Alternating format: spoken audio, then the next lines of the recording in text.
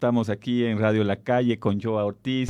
Estamos listos para poder entregarles un programa más de lo que es Brújula 593. Muchas gracias por estar conectados y hoy tenemos gran expectativa, sobre todo porque vamos a hacer un análisis importante de las medidas económicas con un importante conocedor de los temas económicos como es Andrés Arauz. Bienvenida, Joa. Hola Jota, buenos días. Muchas gracias a todos quienes ya se están conectando a la señal de radiolacalle.com o al Facebook Live también. Estamos hoy, 12 de marzo, con información importante. Ha sido una semana bastante ajetreada, una semana de noticias nuevas, de medidas económicas que vamos a analizar junto a Andrés Arauz desde México en una conexión vía Skype. Y podemos comentar mientras preparamos la conexión algunos de los temas que también han sucedido en esta semana. La semana anterior, por ejemplo, analizamos el tema del coronavirus. Ya son 17 casos confirmados en el país de una pandemia que fue justamente, habíamos anunciado ya como pandemia, pero no estaba declarado por la Organización Mundial de la Salud. Y el día de ayer justamente el director de esta organización ya hizo la declaratoria oficial, ¿no? Él mencionaba que nunca antes se ha visto que una pandemia pueda controlarse al mismo tiempo. Entonces, realmente esta situación situación muy compleja, ¿no? Muy complicada, ya cuando se lo reconoce como una pandemia a nivel de la Organización Mundial de la Salud, eso tiene una serie de implicaciones. Y hemos visto también una reacción del gobierno nacional en el sentido de poder solicitar al Ministerio de Salud que se pueda declarar también una emergencia sanitaria en el Ecuador. Me parece que ayer se anunciaron algunas medidas, Joab, y a la ciudadanía que nos esté escuchando, sin embargo, algunas acciones, más que medidas, algunas acciones. Sin embargo, yo creo que se olvidaron una fundamental, una principal, que tiene que ver con la canalización de los recursos económicos para poder afrontar este problema. Así es. Estaba revisando un artículo hoy en la madrugada. Usted no duerme, Jota. Sí, las pocas horas. Eso es lo que me quedó de la elección del gobierno del MASH. Ahí duermes Sí, pocas bueno, horas y trabajas pasa, muchas. por eso estamos con café. Entonces ya te queda ese horario de dormir a la madrugada. Entonces revisaba la información y precisamente en Europa, en Italia tienen una complicación porque no logran dar atención, la atención necesaria y el nivel de mortalidad se eleva sustancialmente. Cuando ya no estamos hablando de 10, 20, 50 casos, sino tienes 1000, Están 1500 colapsando los casos, se hospitales. colapsan los servicios de salud.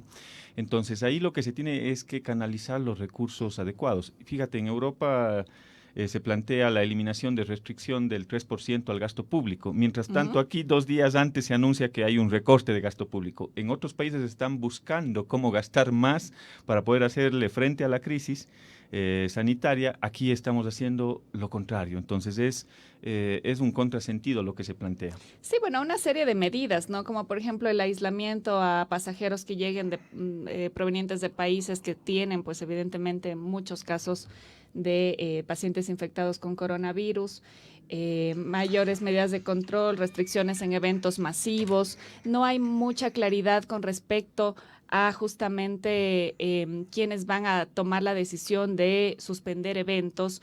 Se hablaba también de educación en línea, de teletrabajo, quiénes van a decidir este tipo digamos, quiénes van a dar este tipo de disposiciones. Está el país preparado nuestras escuelas están preparadas para recibir educación en línea.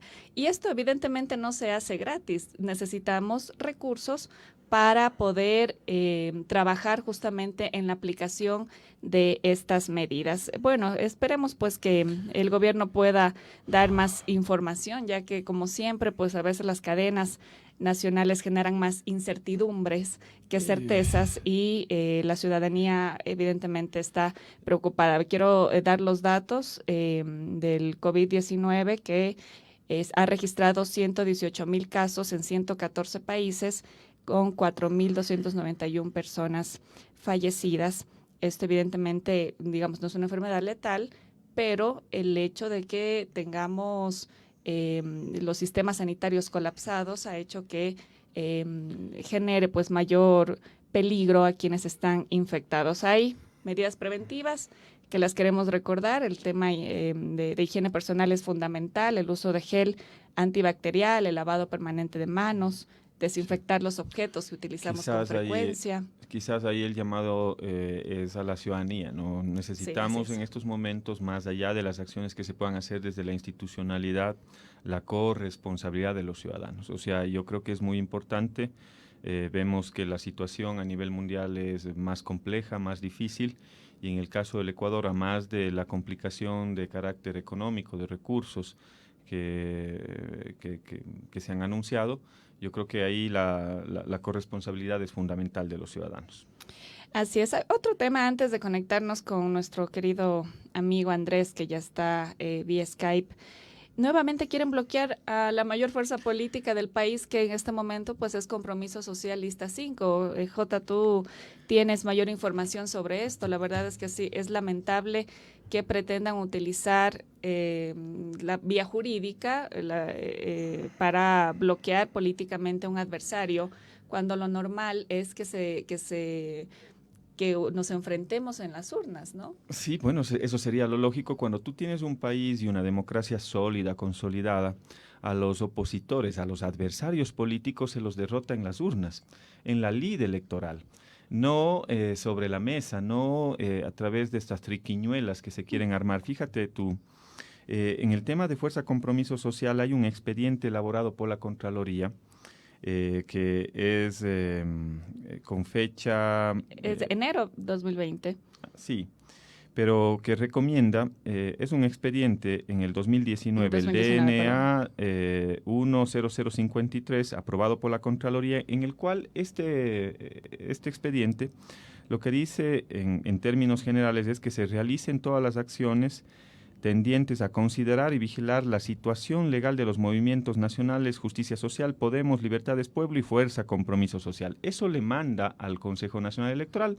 El Consejo Nacional Electoral revisa esa información el año anterior y dice, bueno, hay que cumplir lo que manda la Contraloría, y precisamente se reúnen el Consejo Nacional Electoral el 2 de enero del 2020 y emiten una resolución, y es la resolución 621-2020, que dice en el artículo segundo: se resuelve mantener el derecho de inscripción y el registro permanente de las organizaciones políticas Movimiento Nacional Fuerza Compromiso Social Lista 5, toda vez que los actos administrativos con los que se le otorgó la personería jurídica han causado y estado y se encuentran en firme. Por lo tanto, han adquirido derechos y han contraído obligaciones participando en procesos electorales. Tanto es así que en las elecciones generales del 2007 se ha obtenido 3.390.000 votos y en el año 2019 4 millones de votos. Es decir, aquí ya se da por sentado que hay una resolución del Consejo Nacional Electoral. Luego de eso existe una impugnación. Hay dos ciudadanos, me parece, el señor Arboleda y Freire, que presentan una impugnación. El CNE de nuevo se reúne y dicen que efectivamente es extemporánea, no cabe, niegan esa impugnación, y luego van al contencioso electoral, que es la máxima instancia en materia electoral. Y también el contencioso electoral se reúne y el 3 de enero del 2020, perdón, en un expediente 03-2020, y deciden archivar esa causa también. Es decir, ese ya es un hecho juzgado. Sobre ese mismo hecho, resulta que sorprendentemente la Contraloría emite una nueva resolución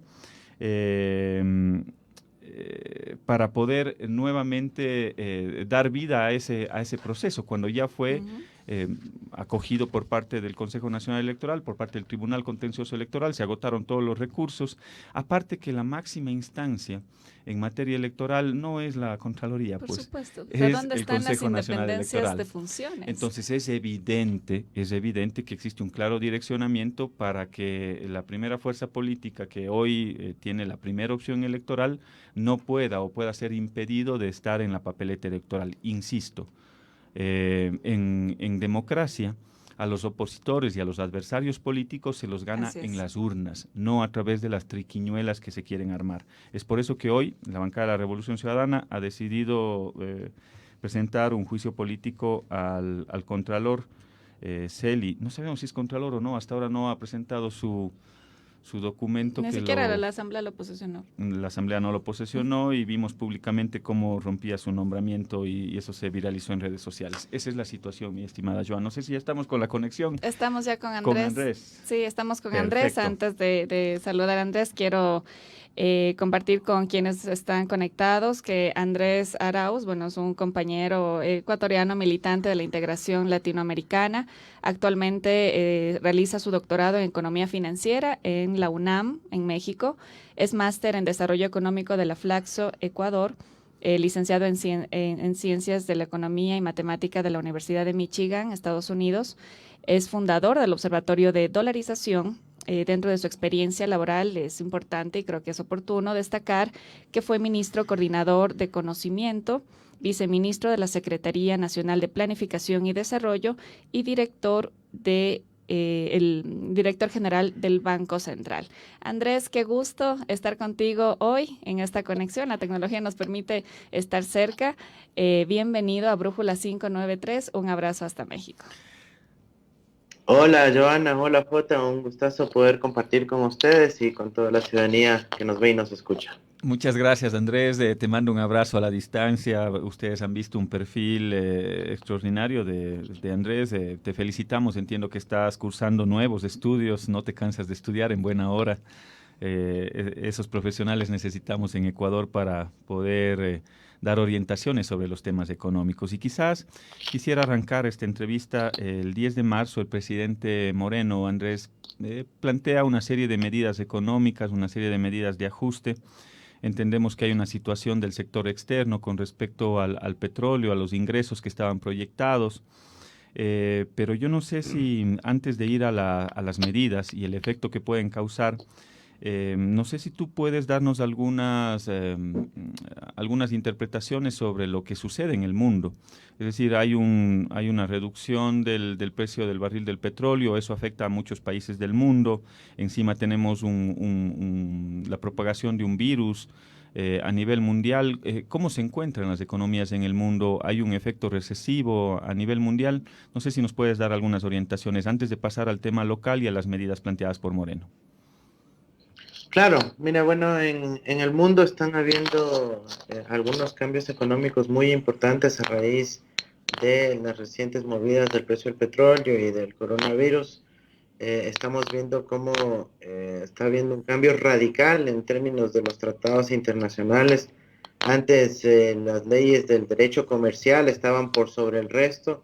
Hoy vemos quizás el primer caso significativo en donde las leyes relacionadas a la salud priman sobre los ejes comerciales, aunque a algunos les ha costado un poquito de tiempo, como en Estados Unidos, pero finalmente creo que estos cambios en donde se está alterando la agenda, en donde los derechos del capital se están por primera vez poniendo después de los derechos humanos a la salud, van a terminar cambiando las reglas internacionales muy pronto, ¿no?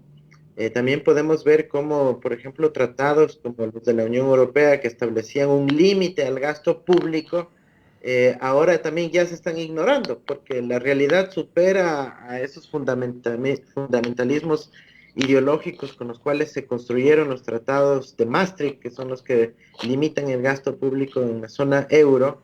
Y ahora están diciendo, ¿saben qué? Esos límites son absurdos cuando tenemos una emergencia en materia de salud.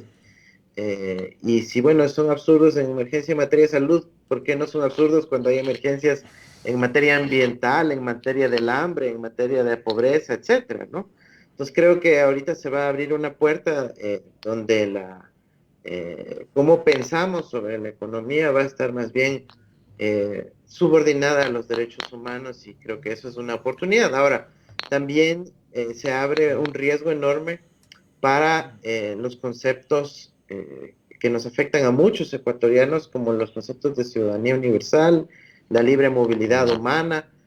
Vamos a estar viviendo una época de muchísima más restricción al movimiento de las personas, y eso por otro lado es negativo, ¿no? Porque termina limitándose a nuestros cuerpos, a nuestra voluntad, y tenemos que pensar formas creativas de cómo movernos ahí.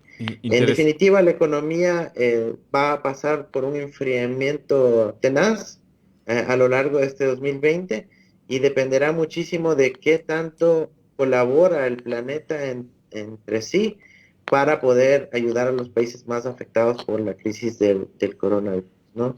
Lo del petróleo, yo sinceramente creo que es temporal, seguramente no durará más allá de un año, hasta que se realineen las fuerzas de participación de mercado de energéticos, pero evidentemente sí genera un estrés para los países que somos dependientes de la exportación de recursos hidrocarburíferos, ¿no? Lo importante ahí es que algunos de esos países sí tenían montadas defensas, no la perspectiva ortodoxa de cuántas reservas de los acumularon fondos. o no, que bueno, al final sí puede haber sido importante, sino más bien defensas de carácter de política económica doméstica que permite que la economía nacional siga desenvolviéndose a pesar de un efecto en el exterior. De acuerdo, interesante tu reflexión, esa visión que quizás la compartimos en gran medida. Las paradojas en el mundo, la movilidad del capital es cada vez es más libre, la movilidad de las mercancías, pero existen restricciones para las personas. Esa es la visión que en algún momento debemos discutir la profundidad a nivel mundial. Esos son los paradigmas que en algún momento debemos romper. Bueno, ahora tenemos unas circunstancias que son muy especiales que esperamos que se puedan solventar. Y ya yendo en el ámbito nacional y ante ese escenario que tú lo planteas y que lo recoges muy bien a nivel mundial, ¿cómo podemos afrontar un momento tan complejo que se lo vive a nivel mundial desde el punto de vista económico? Más aún cuando en el país ya vivíamos una situación bastante compleja desde el punto de vista económico. Y llega un momento en el cual deciden cambiar un modelo económico, deciden regresar a un modelo neoliberal, se empiezan a aplicar algunas políticas, esas políticas no han dado el efecto necesario en la economía, tanto es así que el año anterior decrecemos del 0.5%. Y sobre eso ya tenemos algunas otras acciones ya del sector externo a través de la reducción del precio del petróleo. ¿Cómo crees que ha afrontado el gobierno este momento? ¿Crees que las acciones que se plantearon antes cuando ya teníamos una complicación en el año 2019 y luego con las medidas anunciadas esta semana, cuáles son las perspectivas económicas? Primero, ¿cómo lo afrontó el gobierno? Y segundo, ¿cuáles crees que puedan ser esas perspectivas de carácter económico? Bueno, aquí lo más importante es entender que la política económica del gobierno, desde justamente hace un año, en marzo del 2019, ya no depende del gobierno, ¿sí? Depende del Fondo Monetario Internacional y eso está firmado. Es decir, el gobierno entregó el manejo de su política económica a el Fondo Monetario Internacional y es a partir de eso donde tenemos que leer lo que se ha venido llevando a cabo. Hace poco se filtró un informe del Banco Interamericano de Desarrollo que mostraba que la ley Trole 3, es decir, la conocida como Ley de Fomento Productivo del agosto de 2018, fue un requisito previo del Fondo Monetario Internacional siquiera para sentarse a negociar. Entonces ahí podemos ver que desde mayo del 2018, cuando se presentó esta ley, ya estaba a cargo de la política económica el Fondo Monetario Internacional, obviamente en contubernio con las élites financieras nacionales.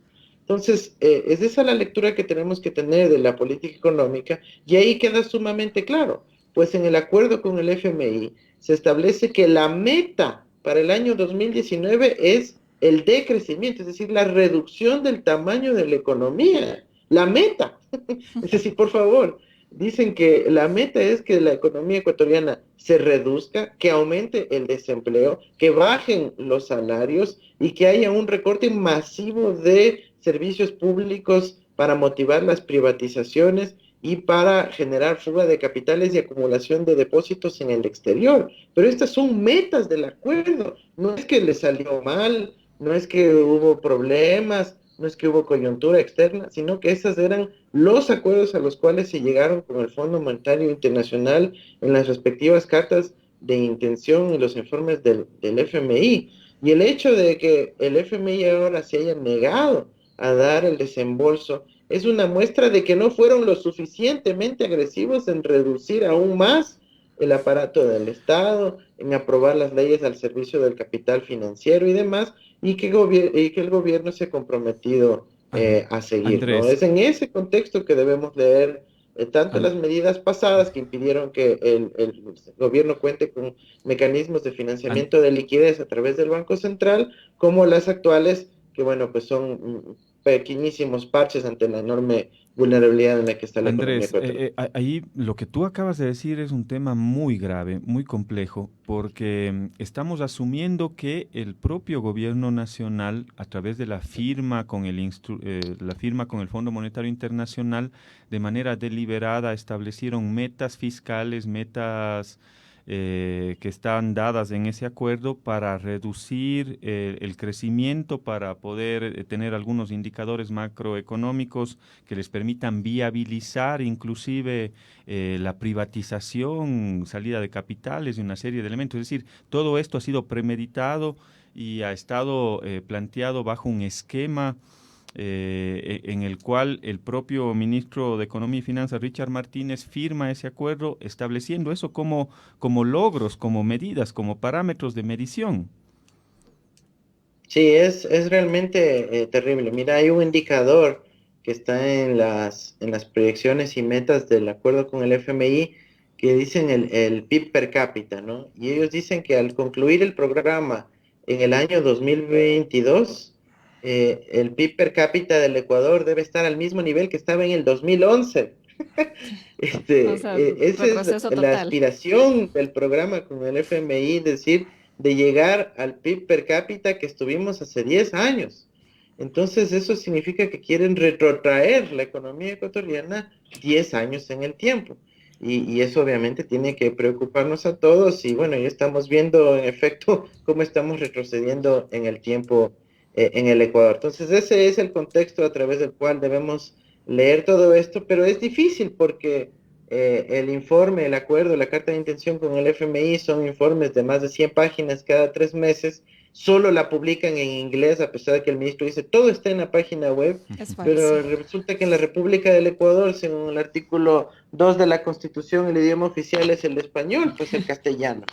Y los informes no los publican en español. Las cartas de intención, la única que publicaron fue la de marzo y luego las otras 3 que firmaron no las han publicado. Entonces, claro, es poco transparente y la ciudadanía no encuentra estas obviedades que se llevan a cabo. En el observatorio, junto con distintos colectivos como los compañeros de la raíz, estábamos en proceso de traducir todas estas cartas de intención para que la ciudadanía las pueda conocer, analizar y revisar. Andrés, justamente yo recuerdo que cuando Rafael Correa llegó al poder, una de las primeras acciones fue terminar la relación con el Fondo Monetario Internacional, expulsar al representante del Banco Mundial. Y vemos cómo justamente 10 años después estamos retomando estas relaciones que evidentemente han impuesto una agenda que han precarizado la vida de los ecuatorianos. Creo que lo del coronavirus y la baja del precio del petróleo fue una oportunidad para el gobierno justamente para cumplir con los acuerdos con el Fondo Monetario Internacional, más allá de digamos, la emergencia o las necesidades que tengamos en este momento en el país. Tú has mencionado las implicaciones que tienen que ver justamente con el acuerdo del Fondo Monetario Internacional, que no han sido transparentadas ni se las ha expuesto de forma clara a la ciudadanía. Evidentemente, quienes conocemos un poco del manejo político a nivel de la región, del manejo económico a nivel de la región, vemos cómo quienes han estado de alguna forma relacionados con el Fondo Monetario Internacional han fracasado. Entonces, realmente es preocupante lo que está sucediendo en el país, porque ya el país ya no depende de una política económica, digamos, soberana, sino de lo que nos imponga el Fondo Monetario Internacional. Andrés, tú ayer mencionaste justamente que analizaríamos, hay un tuit, vi el tuit que pusiste, que vamos a analizar las medidas anunciadas por el gobierno, pero también las que no se anunciaron, las que se filtraron. Coméntanos un poco para que la audiencia... Entiendo que hay un audio, Joa. Hay un y audio, Andrés lo conoce, entonces nos va a dar un poco más de luces sobre este audio que Este se audio filtró. que se le filtra al propio presidente Lenín Moreno, ¿no? Es un tema bastante complejo que muestra el sometimiento, el nivel de sometimiento en el cual estamos. No sé si nos comentas un poco más, Andrés. Claro que sí. Este yo creo que es el punto esencial aquí, ¿no? Mientras que el martes en la noche se organiza una cadena nacional para supuestamente comunicar unas medidas económicas alrededor de la coyuntura internacional, ese mismo martes por la mañana, en una reunión que tuvo Moreno con un grupo de periodistas, se le filtra un audio de 4 minutos y medio donde, entre otras anécdotas, anuncia que el FMI supuestamente le va a tuitear su ¿Hubo apoyo ese para tuit? con eso Yo no vi, ¿hubo frenar la ese tuit, inflación. Andrés, o no? La política del tuit, regresamos a la política del tuit, ¿no? La política del tuit, eso fue, digamos, lo que más repercutió en las redes sociales. Por ahí se escucharon esos 30 segundos, pero el audio dura 4 minutos, pues. ¿Y qué Y en dicen los en ese otros audio? 3 y pico de minutos del audio, Moreno dice francamente que cuáles son las medidas y tienen que ver absolutamente con el acuerdo con el Fondo Monetario Internacional. Primero, básicamente pide perdón al FMI por haberse portado mal, por no haber sido tan diligente, en lo que demuestra un tremendo sometimiento de un presidente de la República a un organismo externo, es decir, ya está renunciada a la soberanía. Pero segundo, detalla cuáles son todas las políticas que se vienen.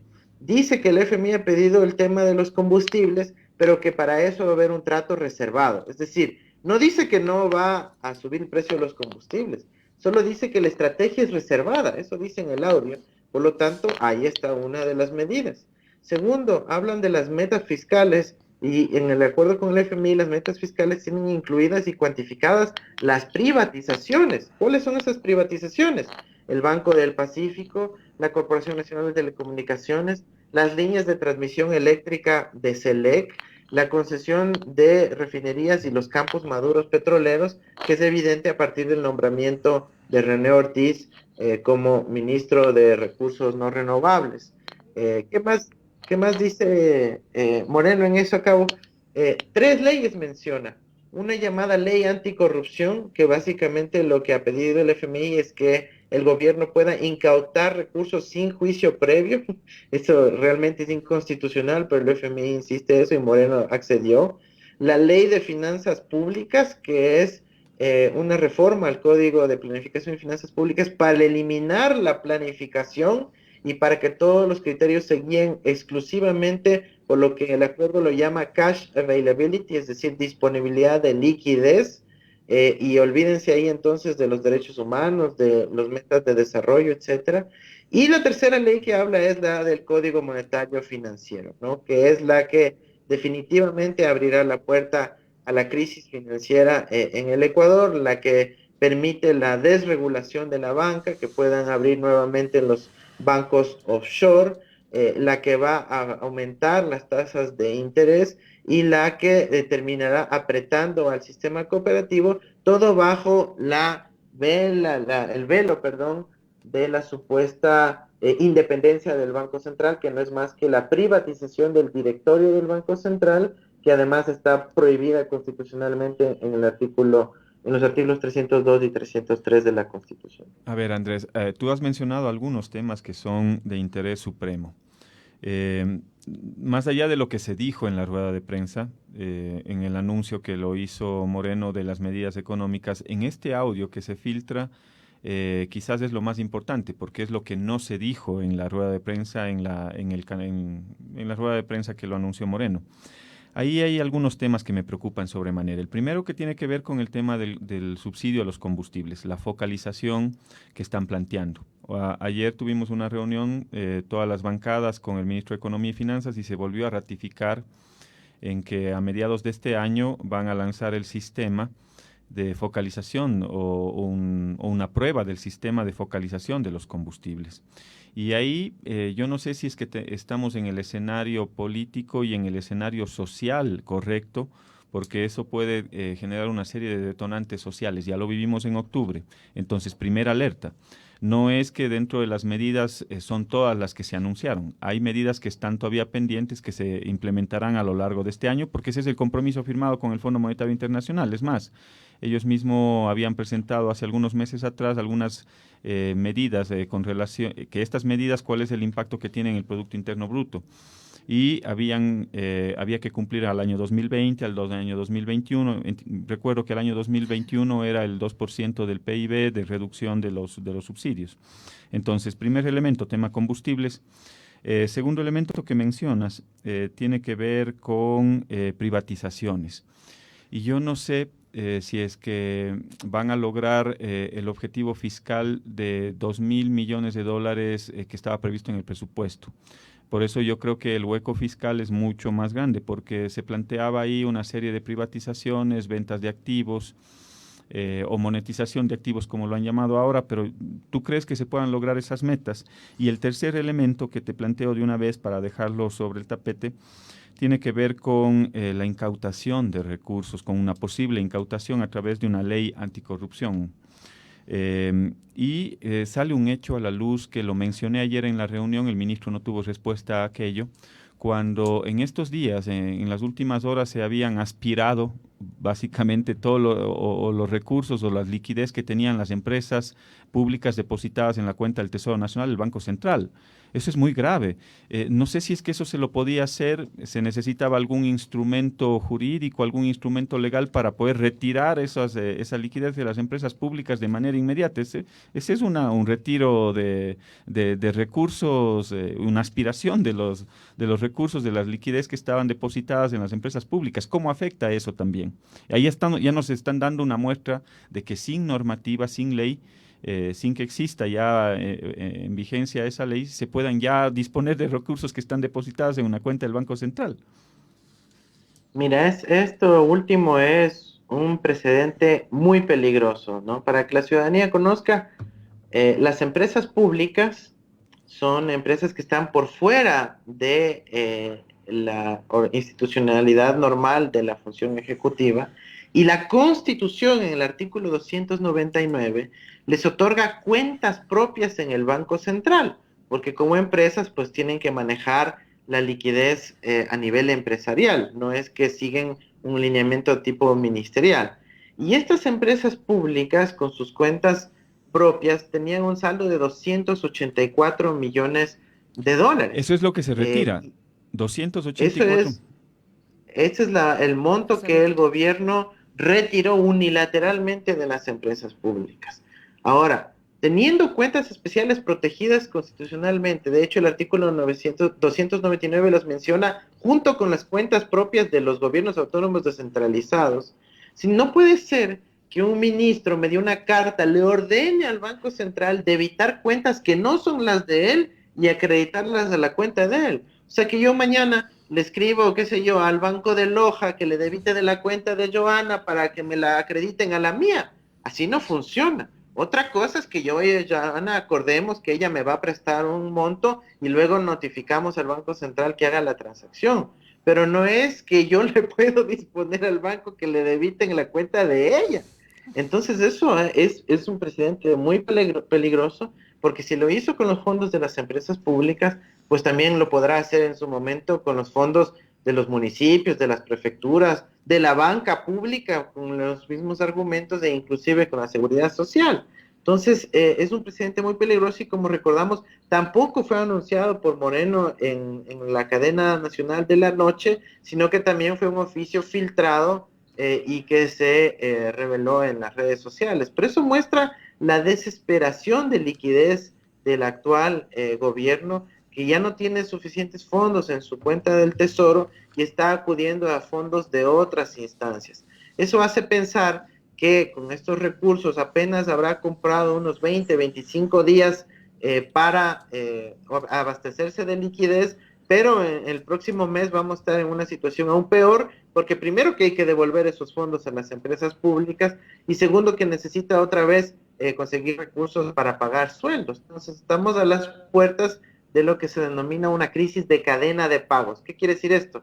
Que si yo no pago a mis proveedores, si el Estado no paga a los proveedores tampoco pueden pagar los sueldos a sus trabajadores, no podrán repagar los créditos que tienen a la banca, no podrán pagar distintas obligaciones y esos trabajadores, incluyendo los posibles funcionarios públicos a los cuales tampoco se les pague el sueldo, ya se está hablando de diferir el pago del sueldo de los funcionarios públicos, tampoco pueden pagar la tarjeta de crédito, el gasto de consumo y sus obligaciones como el arriendo de la casa, etcétera, y eso termina volviéndose una bola que afecta a la totalidad de la economía. Así que es muy peligroso eso y es muy importante que lo hayas resaltado porque nos demuestra la desesperación en la cual está el gobierno y por eso también reaccionaron los mercados al aumentar a más de 3,000 puntos ya el riesgo país. Es decir, no hay viabilidad en términos de liquidez. La única opción que tienen es de dar marcha atrás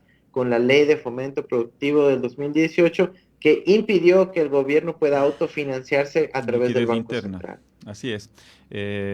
Precisamente lo que hicieron es darse un tiro en el pie porque cortaron la posibilidad de tener financiamiento interno. A mí me parece que es torpe lo que hicieron, pero ahí hay una diferencia de pensamiento, claro, abismal con el ministro de Economía. Lo mencioné ayer, por cierto, en la reunión. Andrés, tengo dos inquietudes. La primera tiene que ver con las medidas anunciadas por el presidente Moreno. ¿Hacia dónde apuntan esas medidas?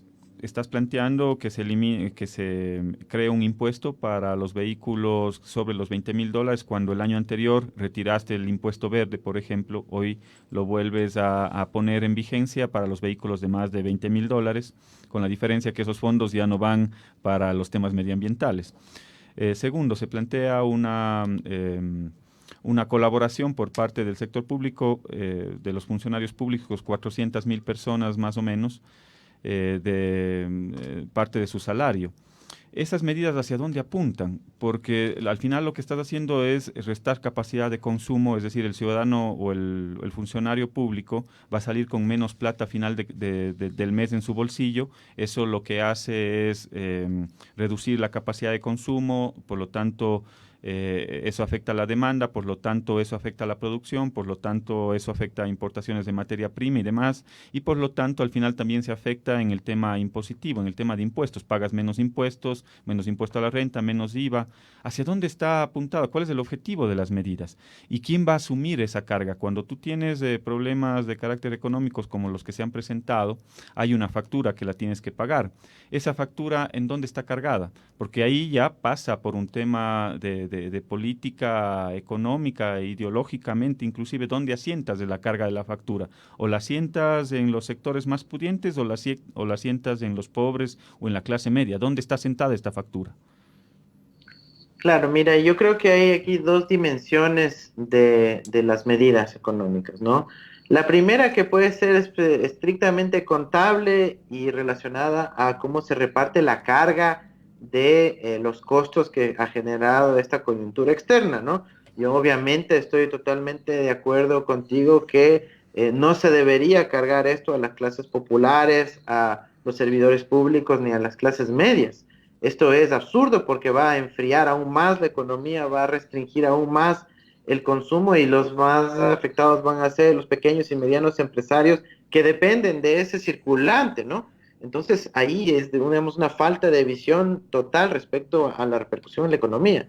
Pero déjame insistir en que ahorita y dentro de los próximos meses a lo que estamos abocándonos es a una crisis de liquidez que puede generar una crisis de cadena de pago, es decir, no es solo quién carga en términos del pastel con el costo social que estamos viviendo actualmente y que deberían aportar los banqueros, las élites, los que fugan los capitales, los que importan bienes suntuarios, sino que si es que no se resuelve la situación de urgencia de liquidez fiscal, estamos realmente, y es la primera vez que lo voy a decir porque no había llegado a ser tan grave, pero estamos ahora sí a las puertas de una posible desdolarización.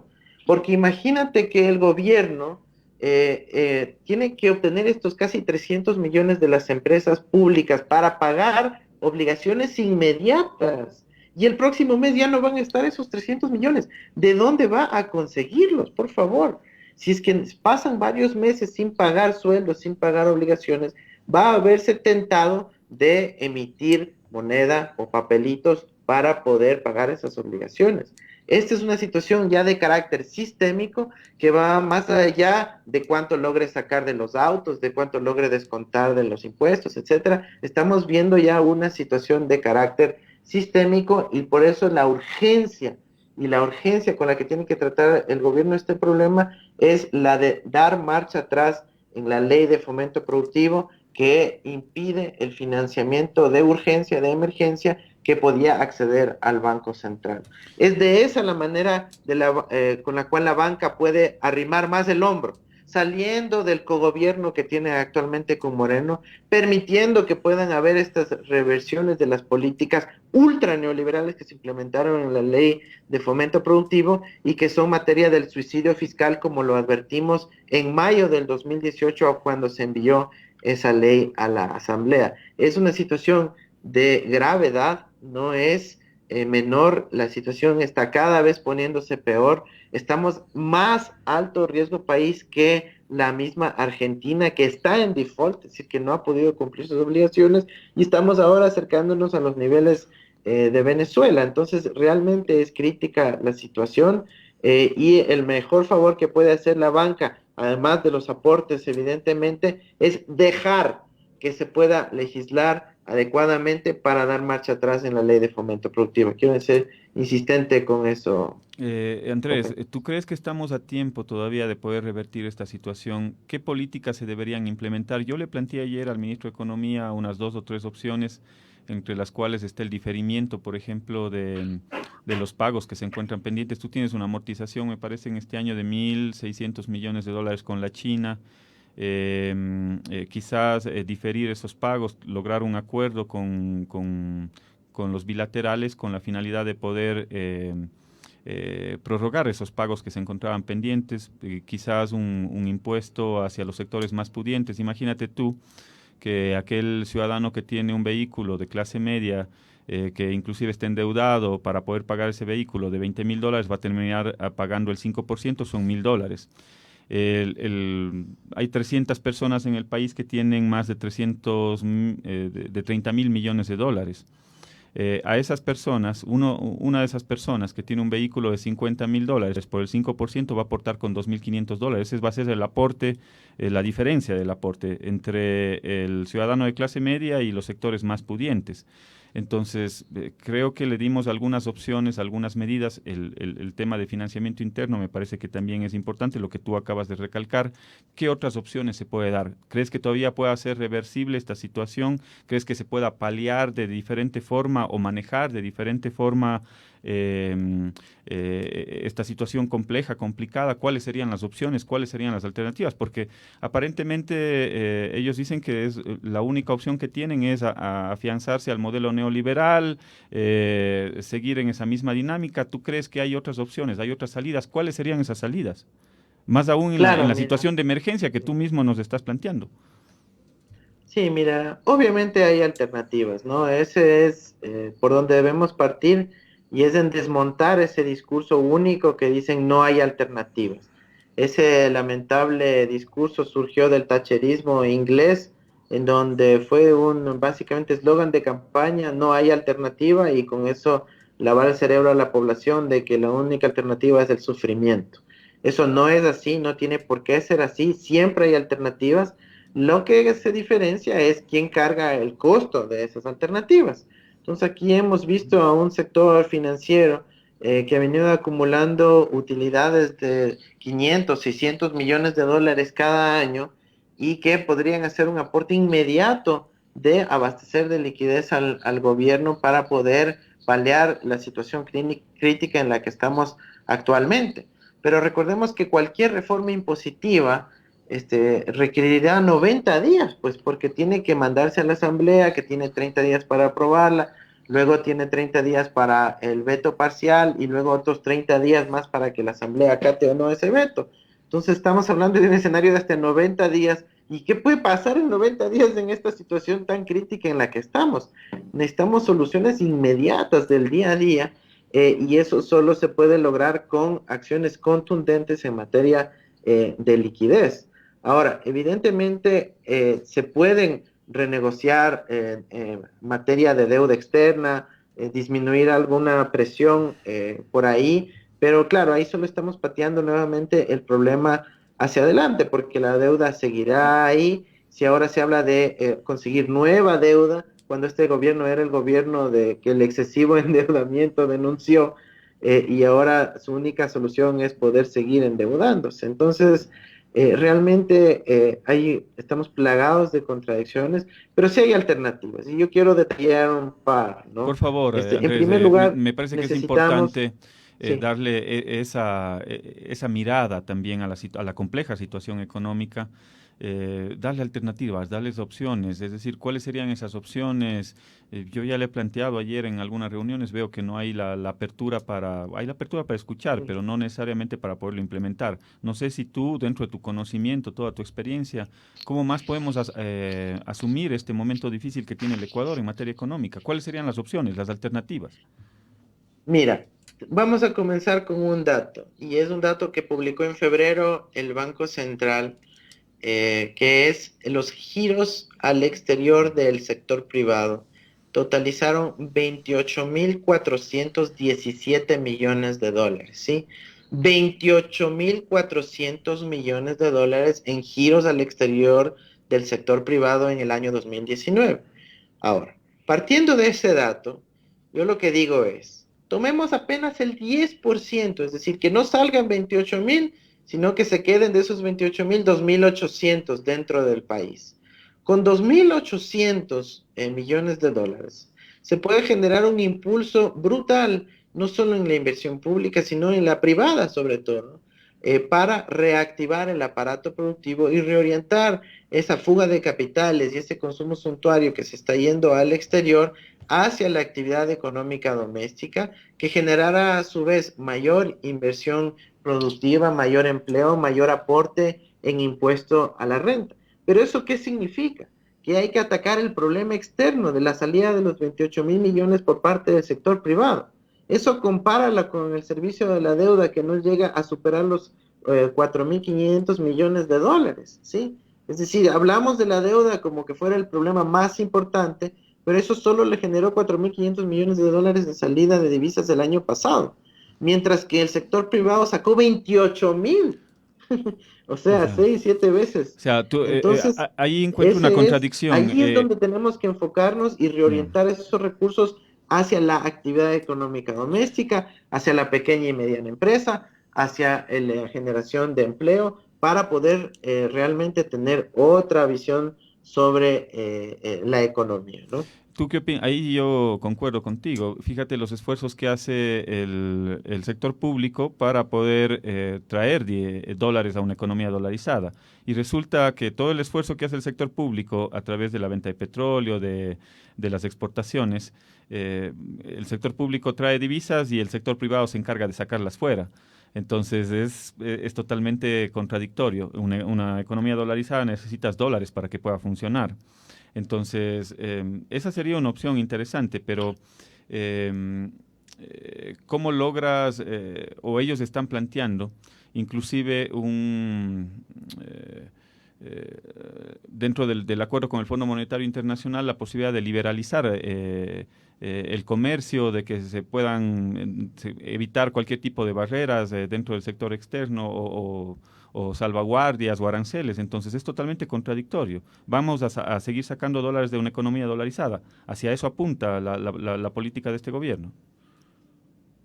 Sí, mira, lamentablemente las barreras aquí son sobre todo ideológicas, que pone el propio gobierno para poder avanzar en medidas sensibles.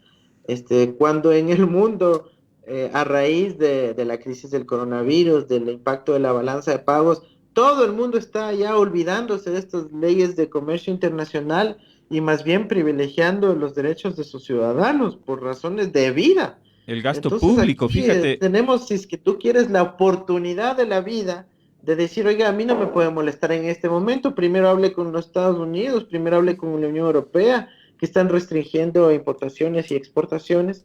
Aquí lo que me interesa es preservar esa liquidez dentro del país, como en otros casos del FMI apoyado, ¿no? Por ejemplo, en el programa de intervención del FMI en Islandia, antes de soltar un solo dólar a Islandia, el FMI le dijo que ponga los controles a la salida de capitales, ¿sí? Porque dijo, yo no voy a poner la plata para que vuelva a salir de inmediato.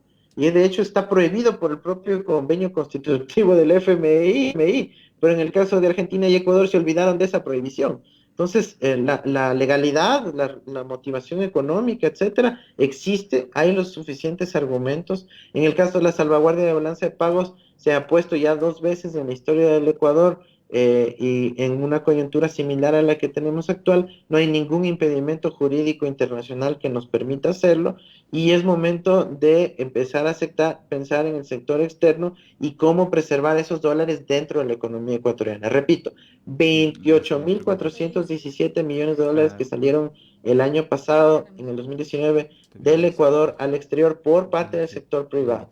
Y ese dinero obviamente serviría de una manera muy importante si apenas el 10% se lo reinvierte en, por ejemplo, un programa masivo de crédito.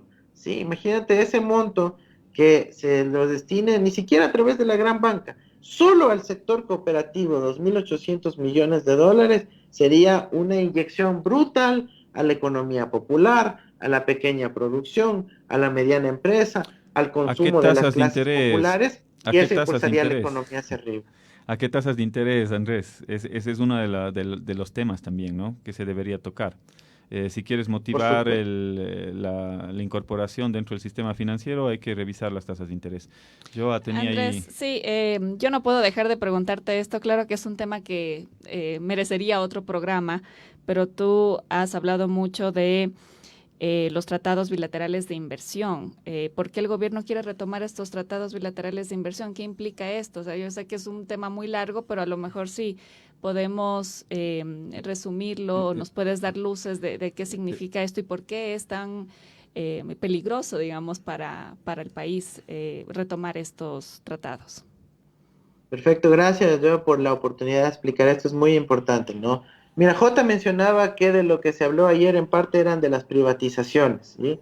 Y las privatizaciones es parte de las metas con el FMI y lo que pasa es que para poder privatizar, la empresa que compre en el exterior tiene que tener la suficiente seguridad de que cuando llegue un próximo gobierno patriótico, soberano, digno, no revierta esas privatizaciones, pues, ¿ya? Porque dicen, yo, ¿cómo voy a meter 400, 600, 800 millones de dólares sin tener un blindaje de que no me pase nada?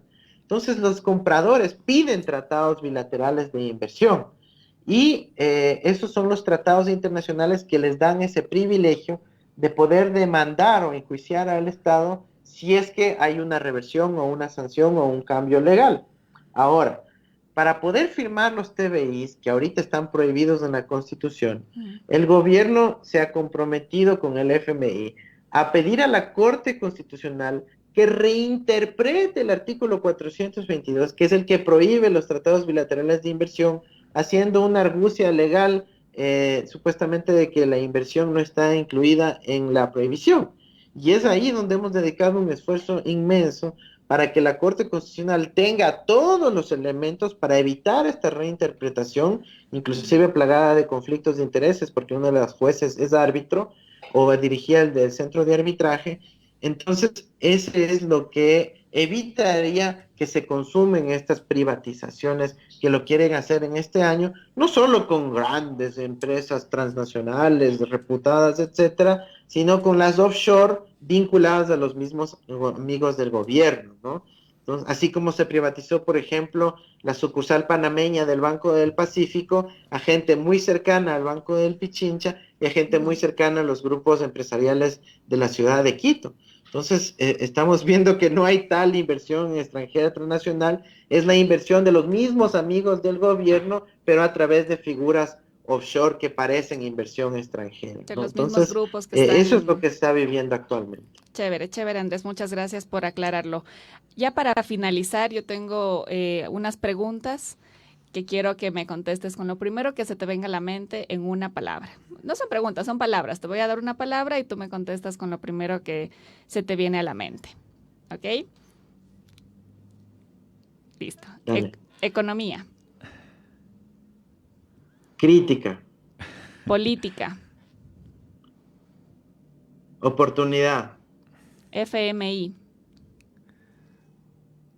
lastre, Observatorio de Dolarización, reflexión, familia, garantía, México, agradecimiento, academia, necesaria, democracia, ilusión, Ecuador, mi pasión, Latinoamérica. el ideal. Chévere, Andrés. Muchas Muchas gracias gracias. por acompañarnos, gracias por tu tiempo. Esperamos que estés de retorno pronto con tu familia acá en Ecuador. Y bueno, ya sabes que las puertas de este espacio siempre están abiertas para ti y ya te volveremos a invitar porque se nos quedaron temas pendientes, como Sin duda, siempre. gracias, gracias Andrés No, muchísimas gracias por a tu ustedes participación. y gracias por la oportunidad de conversar con todos allá en el Ecuador. Un abrazo. Esperamos verte pronto acá. Necesitamos esos conocimientos para poder aportarle al país. Te mandamos un abrazo a Ahí la estaremos, distancia. ahí Gracias. estaremos. Un abrazo fuerte. Chao. Gracias, Andrés. Bueno, quiero saludar a quienes se han conectado, a nuestros amigos que se han conectado en este programa, agradecerles también por los comentarios, por las sugerencias que han dejado. Un abrazo a Rocío Hidalgo, a Ángel Pérez Pérez, desde de Milagro, Milagro, Guayas, ¿ah? Guayas. Chévere, a Luigi. JT Viejo Lucho dice un abrazo, no sé de dónde nos escribe, a Toñito Cañarte que siempre se conecta. Saludos, abrazos a Ay, Toño, a ¿ah? mi fan, que es mi papá, que está conectado, un abrazo inmenso. Alcíbar, un abrazo también. Segundo Cargua, Sebastián Zúñiga, segundo igual, un abrazo a todos, muchas gracias por conectarse. Queremos dar paso en este momento a la opinión ciudadana a través del segmento Puntos Cardinales. A ellos les hicimos una pregunta, ayer estuvimos en la calle hablando con la gente y les preguntamos si les afecta las medidas económicas anunciadas por el gobierno y vamos a ver lo que la gente nos contestó en la calle.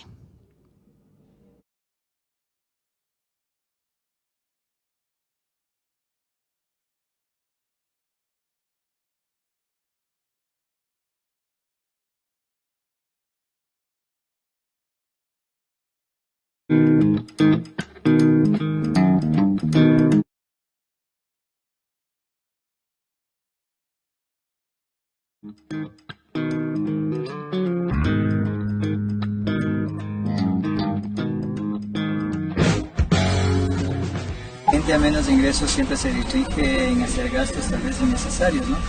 En la comida se sabe, en casa pueden preparar y traen su comida y ya se evitan de venirnos a hacer el consumo nosotros. Entonces obviamente sí nos afecta directamente. Mi hija sí, porque ella es empleada pública, entonces siempre los empleados públicos son los que van a pagar las consecuencias de esto. Parece que es un momento pequeño, pero sí representa, porque no hay carros de menos de $20,000 aquí en Cali. Todos son a partir de $20,000, $30,000, entonces eso ya representa unos $200 más a la hora de pagar, de matricular.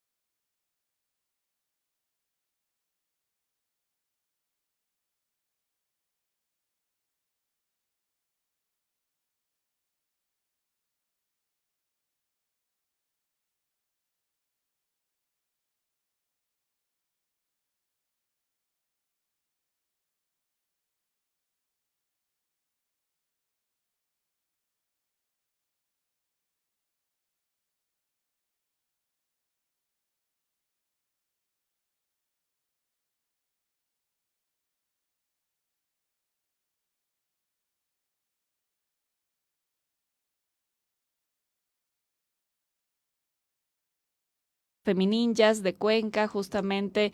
Cumple 2 años de lucha, ¿no? Tuve la posibilidad de entrevistarlos en Cuenca hace unos días atrás, unas chicas valientes. Y mira, yo respeto mucho a los ciudadanos que tienen convicciones. Para mí eso es muy respetable, a la gente que tiene ideales, que tiene principios, pero sobre todo convicciones. Y estas chicas te evidencian eso.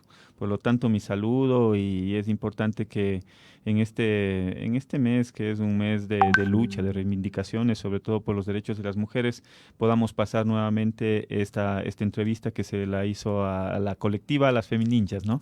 Así es. Bueno, quiero contarles un poco. La colectiva cuencana Femininjas cumplirá 2 años de lucha por los derechos de las mujeres y la igualdad de género. Es un grupo de chicas que están trabajando arduamente desde Cuenca por reivindicar la lucha de los derechos de las mujeres. En este segmento Sur Positivo, donde tratamos de destacar siempre estas iniciativas que están haciendo los ciudadanos, vamos a conocer cómo y por qué han logrado organizarse, cuáles son sus principales frentes de lucha y cuál es la filosofía que las moviliza. J. Lloret estará entrevistando a Juliana Torres, Jess Cabrera y Nube Nieves. Tenemos este espacio, los invitamos para que puedan compartir con nosotros la entrevista en Sur Positivo con la colectiva Femininjas. Ahora Sur Positivo, con información que nos llena de esperanza.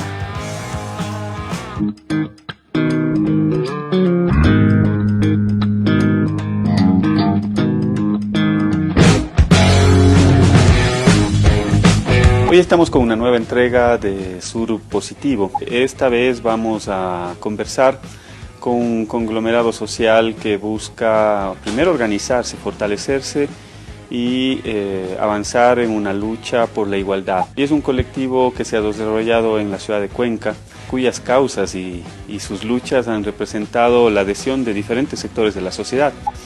Hoy estamos con Nube, con Jess y Juliana. ¿Por qué se llaman o se hacen llamar Femininjas? Había el caso del mangajo en la ciudad de Cuenca, entonces queríamos mostrar el respaldo y el apoyo a estudiantes del colegio y hacerles sentir que no estaban solas, y también contarles cómo podían denunciar o a quién podían acudir o cómo se podían manifestar. La idea que queríamos transmitir era esto de que no estás sola y de que te puedes vos mismo apoyar, que te puedes proteger, que estás ahí. Entonces fue como el dibujo de la ninja que se realizó y se le puso un pañuelo. La colectiva va a cumplir ya 2 años, ahora en agosto. Todo el trabajo que nosotros realizamos es de forma voluntaria. ¿Cómo ha sido la organización del colectivo? ¿Cuán difícil ha sido poder sumar dentro de la causa a un sinnúmero de personas que veo que se sienten respaldadas a través de su lucha? El colectivo tiene como ese espíritu y como esa onda así juvenil, que para mí como que busca llamar a todas las personas que tengan como interés en el feminismo. Siento a veces que el feminismo se maneja muy políticamente y no se llega como a los jóvenes, a las mujeres jóvenes en especial. En cuanto a la organización, siento que eso es difícil, pero es bonito. No hay nada como hacer algo que tú quieres con todo tu corazón hacer. Así te quedes hasta la madrugada, tengas que a veces pedir permiso en la U o donde sea para hacer tus cosas. Creo que es difícil, pero se siente bien. ¿Quiénes pueden formar parte de este colectivo? ¿Hombres pueden ser parte de este colectivo? La lucha de género no es una lucha solo de las mujeres, es la lucha por la igualdad. También pueden estar representados hombres dentro de este conglomerado que ustedes han conformado. Cabe recalcar que la lucha no hace exclusión. Sin embargo, este espacio es un espacio dirigido hacia mujeres.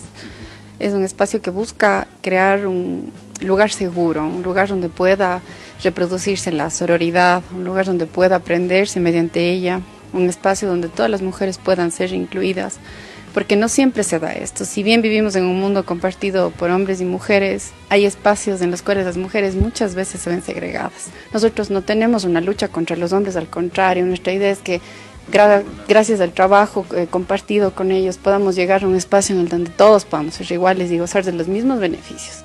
¿Cuán fácil ha sido esta lucha? De pronto en algún momento ustedes han sido estigmatizadas por la sociedad, vistas de mala manera de algún sector de la sociedad, quizás de sectores más conservadores. Algo que se suscitó fue que nosotros gestionamos y conseguimos pintar un mural en la Universidad de Cuenca y participó la Gabriela Zumba, una artista diseñadora multifacética de Cuenca.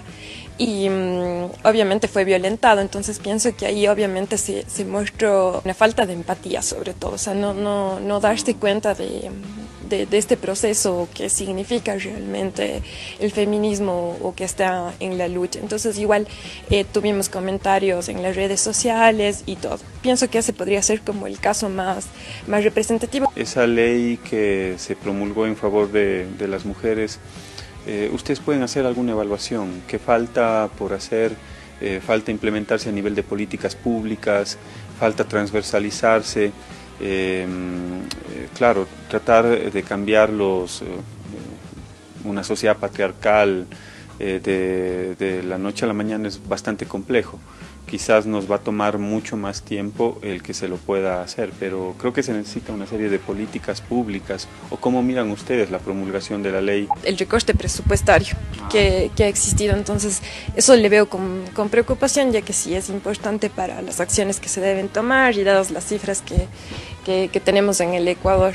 Pero siempre es positivo ya que empiecen a formularse leyes que por lo menos estén presentes. Una política que no se efectúa por medio de programas de acciones es inútil, porque no hay un espacio en el cual la persona pueda cambiar sus acciones. Por ejemplo, muchas mujeres que son violentadas, que tienen realidades muy duras, no tienen un espacio al cual regresar, no tienen un espacio seguro, como comentaba Jess, en el cual respaldarse. Entonces, si bien no es nuestro enfoque principal, son estos espacios donde quiera que se encuentren los que permiten que las personas puedan cambiar sus estilos de vida. Porque si a mí me dicen, puedes salirte de ahí, muchas personas aconsejamos, incluso a veces a conocidos, salte, no aguantes los golpes, no aguantes el maltrato, la violencia, pero ¿a dónde van a ir? La infraestructura es importante, o sea, si no tienes infraestructura, si no tienes una casa de acogida, si no tienes los implementos, si no tienes los recursos, es muy difícil cambiarlo, pero quizás lo que siempre nos falta más, ese paso adicional, es ese cambio de mentalidad, ese cambio cultural. Y ahí tú tienes toda la razón. Los jóvenes son el presente y el futuro. Si es que empezamos a trabajar ahora en esos procesos con los niños que luego serán adolescentes, quizás en mis hijos o quizás mis nietos ya puedan tener una visión mucho más amplia de procesos de igualdad. Con lo que mencionabas de los jóvenes, algo que me gusta mucho, por ejemplo, de la colectiva y de lo que busca transmitir es como acercarse a los jóvenes. Siento que a las chicas, porque cuando tú muestras este mensaje desde que son adolescentes, cuando están como entrando a este mundo, puedes cambiar muchas cosas. O sea, es diferente como que a una mujer que ya está viviendo eso, o como decirle a alguien que puede llegar a vivir eso. Entonces, algo importante es que la violencia no es que te golpee. La violencia es mínima y la gente no se da cuenta. La violencia va desde que te prohíba tal cosa o algo así. Entonces es importante para mí manejar el feminismo para jóvenes, porque las jóvenes vivimos esto pero no percibimos, porque nosotros decimos maltrato si me golpea, pero si no me golpea, exacto, y es importantísimo cuando llegamos a jóvenes, porque estas jóvenes le dicen a sus amigas, inclusive las propias jóvenes le dicen a sus mamás. Entonces cuando vamos a esa perspectiva que por ejemplo yo como joven entendí y que muchas más entendieron y que buscamos compartir, creo que eso es algo que puede cambiar totalmente. O sea, siento que en estas luchas sociales se debe tomar en cuenta siempre a los jóvenes. Y llegar al día en el cual no tengamos que mirarnos de diferentes entre hombres y mujeres. Y yo creo que ese día ojalá esté cerca. Y gracias a sus luchas precisamente logramos generar una conciencia en la ciudadanía. Esto no es fácil. El cambio cultural no se logra con leyes, solo con políticas o por decretos. Es un proceso, pero gracias a la lucha que ustedes realizan, se lo puede quizás caminar más rápido hacia una sociedad de iguales.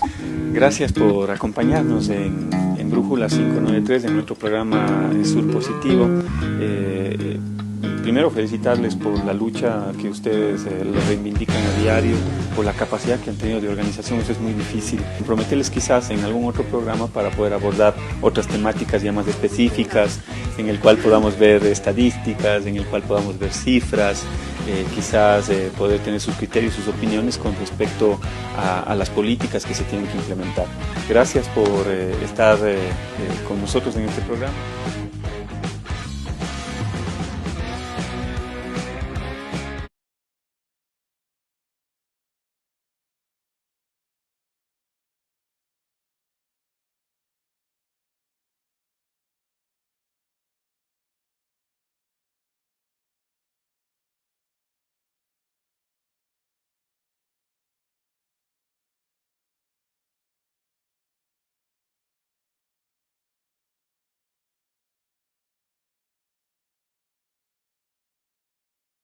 Esta colectiva tiene un mural en Cuenca, el mismo que amaneció rayado, manchado. Eso no es vandalismo, eso es odio, eso es fanatismo. Y ese tipo de situaciones no podemos permitir. A mí me da mucha pena cuando, por ejemplo, aquí los colectivos feministas salieron el 8M a exigir derechos. No salimos a celebrar absolutamente nada, sino más bien a exigir poder vivir sin miedo, poder vivir en un país donde no exista violencia, donde se nos respete. Y la gente se escandaliza por un rayón en una pared y no se escandaliza por una mujer asesinada.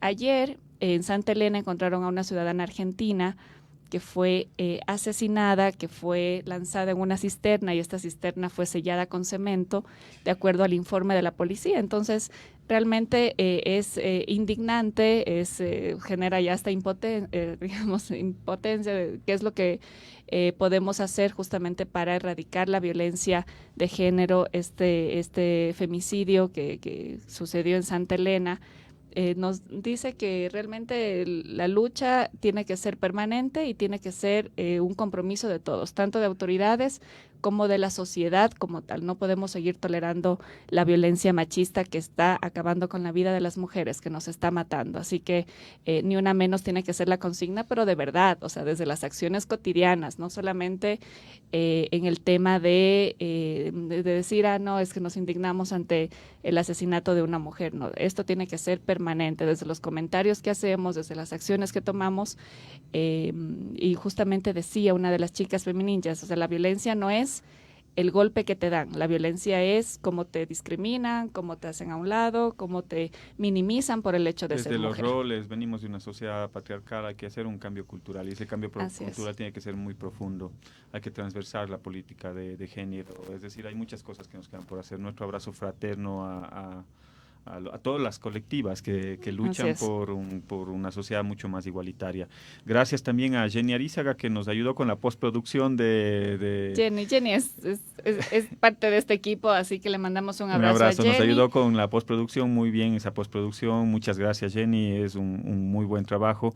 Vamos a salir en algunos otros programas, ya tenemos grabadas unas 3 o 4 sorpresas para ustedes, con deportistas, con algunos trabajos inclusive de innovación que van a salir a la luz dentro del programa dentro de Brújula 593 y de Sur Positivo. Les mandamos un abrazo fraterno, gracias por haber estado conectados en Radio La Calle, en Brújula 593. Joa, nos vemos la próxima semana. Jueves, guarde esa botellita de alcohol, eso hay que tenerlo siempre en la mochila. Le vemos gel, a la Joa. Por favor, no piensen otra cosa. Es gel, sí, que estamos con esto de las medidas preventivas siempre. Sobre todo cumpliendo. Es corresponsabilidad de todos. Es corresponsabilidad de todos. Quiero saludar a todos los que se han conectado. Aceptamos todas las sugerencias.